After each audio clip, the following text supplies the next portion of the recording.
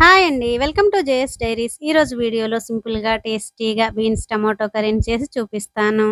వీడియోలోకెళ్ళే ముందు ఇంతవరకు channel subscribe చేసుకోకపోతే సబ్స్క్రైబ్ చేసుకొని, వీడియోని స్కిప్ చేయకుండా చూసి నచ్చితే గనక ఒక లైక్ చేయండి. ముందుగా నీట్‌గా క్లీన్ చేసి తీసుకున్న 250 గ్రామ్స్ బీన్స్‌ను వీడియోలో చూపించిన సైజులో ముక్కలుగా కట్ చేసుకొని పక్కన పెట్టుకోవాలి. ఈ కర్రీకి కొంచెం పెద్ద పెద్ద ముక్కలైతేనే బావుంటాయండి. తర్వాత ఒక మిక్సీ జార్ తీసుకొని 2 మీడియం సైజ్ ఉల్లిపాయ ముక్కలు, కొంచెం కొత్తిమీర, 3 పచ్చిమిరపకాయ ముక్కలు, పావు స్పూన్ ఉప్పు వేసి కచ్చా పచ్చాగా గ్రైండ్ చేసుకొని పక్కన పెట్టుకోవాలి. చూసారా, వీడియోలో చూపించిన విధంగా కచ్చా పచ్చాగా ఉంటే సరిపోతుంది.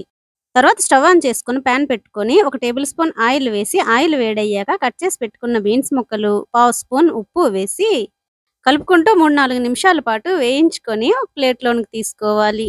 తర్వాత అదే ప్యాన్‌లో ఇంకో 2 టేబుల్ స్పూన్ల ఆయిల్ వేసి ఆయిల్ వేడయ్యాక హాఫ్ స్పూన్ జీలకర్ర, కచ్చాపచ్చాగా కొట్టుకున్న 1 స్పూన్ అల్లం వెల్లుల్లి పేస్టు, 2 రెబ్బల కరివేపాకు వేసి అల్లం వెల్లుల్లి పేస్ట్ పచ్చిదనం పోయేంత వరకు వేయించుకొని, ఇలా వేగాక గ్రైండ్ చేసి పెట్టుకున్న కొత్తిమీర ఆనియన్ పేస్ట్‌ని వేసి మిక్స్ చేసుకుంటూ ఆయిల్ సెపరేట్ అయ్యేంత వరకు వేయించుకోవాలి.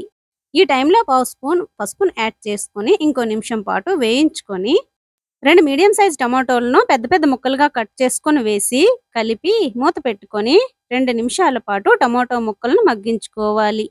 మూత తీసి గ్రేవీకి సరిపడా వాటర్‌ని యాడ్ చేసుకొని 2 నిమిషాల పాటు గ్రేవీని ఉడికించుకోవాలి. తర్వాత ఫ్రై చేసి పెట్టుకున్న బీన్స్ ముక్కలను వేసి కలిపి మూత పెట్టుకొని బీన్స్ ముక్కలు సాఫ్ట్‌గా అయ్యేంత వరకు ఉడికించుకోవాలి. మూత తీసి టేస్ట్‌కి సరిపడా సాల్ట్‌ని బీన్స్ ముక్కలు వేయించుకునేటప్పుడు వేసాము. ఇక్కడ టేస్ట్ చూసుకొని టేస్ట్‌ని బట్టి సాల్ట్‌ని యాడ్ చేసుకోవాలండి. 1 స్పూన్ కొబ్బరి పొడి, హాఫ్ స్పూన్ గరం మసాలా, టేస్ట్‌కి సరిపడా కారం. కారం ఇక్కడ ఆప్షనల్ అండి. కర్రీ ఇలా గ్రీన్‌గా కావాలనుకుంటే కారాన్ని స్కిప్ చేయొచ్చు. మన టేస్ట్‌కి సరిపడా పచ్చిమిరపకాయలను యాడ్ చేసుకుంటే సరిపోతుంది. కట్ చేసి పెట్టుకున్న కొత్తిమీర వేసి మొత్తం కలిసేలా కలుపుకొని 2 నిమిషాల పాటు ఉడికించుకొని స్టవ్ ఆఫ్ చేసుకోవాలి. అంతేనండి. సింపుల్‌గా చాలా టేస్టీగా ఉండే బీన్స్ టమాటో కర్రీ రెడీ. ఇలా బీన్స్ టమాటో కర్రీని చేసుకుంటే చపాతీ, రోటీ, రైసుల్లోనికి చాలా టేస్టీగా ఉంటుంది. ఒకసారి మీరు కూడా ట్రై చేసి ఎలా వచ్చిందో కామెంట్ సెక్షన్‌లో కామెంట్ చేయండి. నచ్చితే ఒక లైక్ చేయండి.